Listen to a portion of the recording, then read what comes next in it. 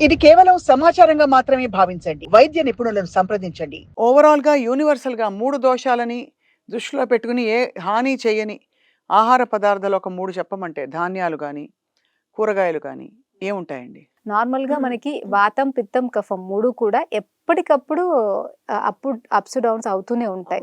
So, దానికి తగ్గట్టుగా మనం మన లైఫ్ స్టైలు, ఫుడ్ స్టైలు ఉండాలి. అంటే ఇప్పుడు నార్మల్‌గా బయట ఎండ ఉంటే మనం తీసుకెళ్ళి బట్టలు ఆరేస్తాం. మళ్ళీ నార్మల్‌గా నీడ ఉన్నప్పుడు మనం చెయ్యం. సో, అట్లనే మన బాడీలో ఏది ఎక్కువుంది, తక్కువుందని చూసుకొని ఆ విచక్షణతోటే మనం ఫుడ్ తీసుకోవాలి. యూనివర్సల్‌గా మనకి ఎప్పటికీ హెల్తీగా ఉండడానికి, మంచిగా ఉంచేది అని అనుకుంటే ఒక 7 ఉంటాయి. 3 కాకుండా నేను 7 చెప్తాను. శొంఠి, పిప్పళ్ళు, మిరియాలు. వీటిని త్రికట్టు అంటారు. వీటిని రెగ్యులర్‌గా తీసుకుంటే ఎలాంటి జబ్బు రాకుండా దోషాలన్నీ నార్మల్‌గా ఉంటాయి. వెన్న ఎన్ని రోజులు మీరు వెన్న తీసుకున్నా నష్టం ఉండదు. జీవితాంతం తీసుకోవచ్చు. జీవితాంతం తీసుకోవడం వల్ల మీరు ఇంకా హెల్తీగా ఉంటారు. హార్మోనల్ ఎంత ఇంబాలెన్స్ తీసుకోవాలి అంటే వెన్న ప్రపోర్షన్ రెగ్యులర్‌గా 2-3 గ్రామ్స్. పెద్దవాళ్ళైతే ఒక 5 గ్రామ్స్ వరకి, చిన్న పిల్లలైతే 2-3 గ్రామ్స్ ఊరికే తీసుకోవచ్చు. తినేయొచ్చు వెన్న. ఊరికనే తినేయొచ్చు వెన్న.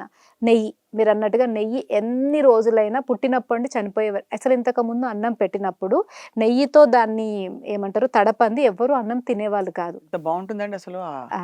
ఆ రోజులే వేరు. ఎందుకు అంటే నెయ్యితో మనం ఏది తీసుకున్నా కూడా బాడీ ఫస్ట్ మంచిగా అబ్జార్బ్ చేసుకుంటది.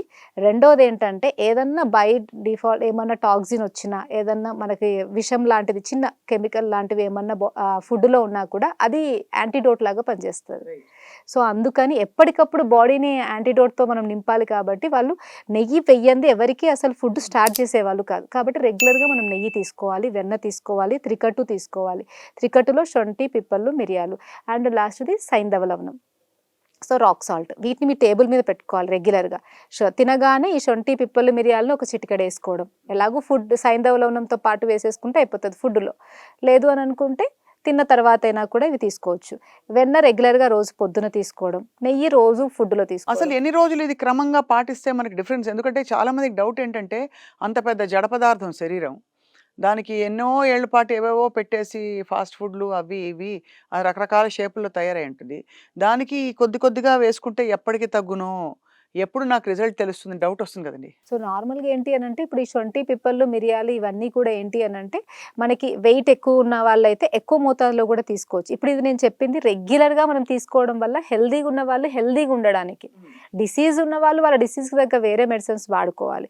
మీరు అడిగింది యూనివర్సల్ అంటే ఎప్పటికీ వాత, పిత్త, కఫం నార్మల్‌గా ఉండడానికి వీటిని ఎంత తీసుకోవాలి, ఎట్లా తీసుకోవాలి అన్నది కదా!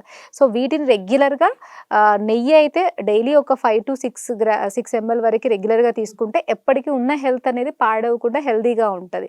ఈ త్రికట్టు పెద్దవాళ్ళైతే 1-2 గ్రామ్స్ రెగ్యులర్‌గా తీసుకుంటూ ఉంటే ఏ జబ్బులు అంటే కొలెస్ట్రాల్స్ రావడం, స్ట్రోక్స్ రావడం ఇవన్నీ రాకుండా ఉంటాయి. బట్ ఆల్రెడీ వాళ్ళు ఒక జబ్బుతో బాధపడుతూ ఉంటే ఆ జబ్బుకి స్పెసిఫిక్ ట్రీట్మెంట్ తీసుకోవాల్సిందే. ఇవి జస్ట్ ఏంటి అంటే మెయింటెనెన్స్ అంటే హెల్తీగా స్వస్థస్య స్వాస్థ్య రక్షణం అంటే హెల్తీగా ఉన్న వాళ్ళని హెల్తీగా ఉంచడం కోసం.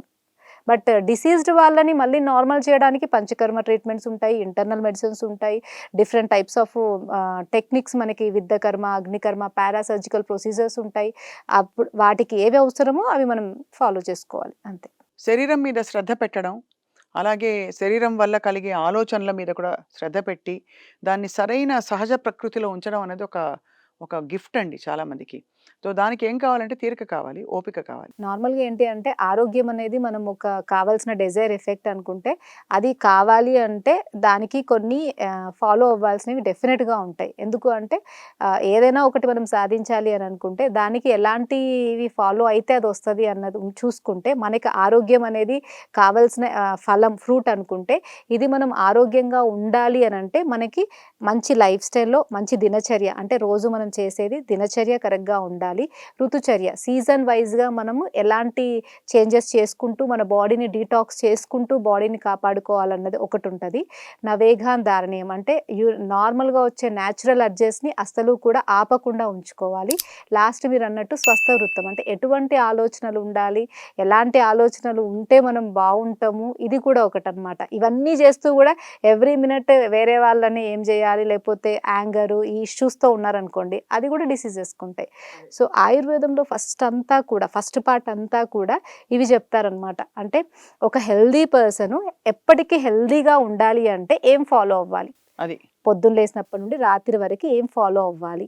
డిఫరెంట్ సీజన్స్లో ఏం ఫాలో అవ్వాలి, ఎలాంటి ఫుడ్ తినాలి, ఎవరు ఎలాంటి లైఫ్ స్టైల్లో ఉండాలి, అలా ప్రతిదీ డీటెయిల్డ్గా కనీసం ఒక 100-200 పేపర్స్ దాని మీదనే ఉంటుంది ఫస్ట్ మొత్తం. తర్వాతనే అసలు ఇలా లేకపోతే ఏమొస్తుంది. ఇప్పుడు మంచిగా ఉంటే ఏం రాదు, బట్ దీనికి ఆల్టర్గా ఇలా ఉండడం కుదరలే వాళ్ళకి. అలా కుదరనప్పుడు వాళ్ళు కొంచెం పక్కకి జరిగి ఏదో ఒకటి చేశారు. చల్లగాల్లో తిరగొద్దు ఎక్కువ అన్నాం, ఎక్కువ చల్లగాల్లో తిరిగి చల్ల వాటర్కి తాగి చల్లగా చల్లగా ఎక్కువ ఉన్నారు. అప్పుడు వాళ్ళకి దగ్గు, జలుబు, రొంప, సైనస్ అవి వస్తాయి. అప్పుడు ఏం చేయాలి? సో సెకండ్ అంతా డిసీజ్డ్ పార్ట్. చాలా యూస్ఫుల్ ఇన్ఫర్మేషన్ చెప్పారు doctor Suchitha. Because I think ఆయుర్వేదం ఒక ఫ్యాసినేటింగ్ సైన్స్. చాలామంది కొంత దూరం వచ్చి ఇంకా గివప్ చేసేస్తారు అవును. ఓపిక లేక. బట్ అది కంటిన్యూ చేసి కొంతకాలం పాటు చేస్తే దీర్ఘకాలిక సమస్యలకు కూడా పరిష్కారాలు కనుగొన్న చాలా కేసెస్ వింటూ ఉంటాం. మళ్ళీ మరోసారి మీరు మా స్టూడియోకి రావాలి, మీ ట్రీట్మెంట్స్ గురించి మరింతగా చెప్పాలని కోరుతున్నాం. థ్యాంక్ యూ సో మచ్ అండి. నమస్కారం.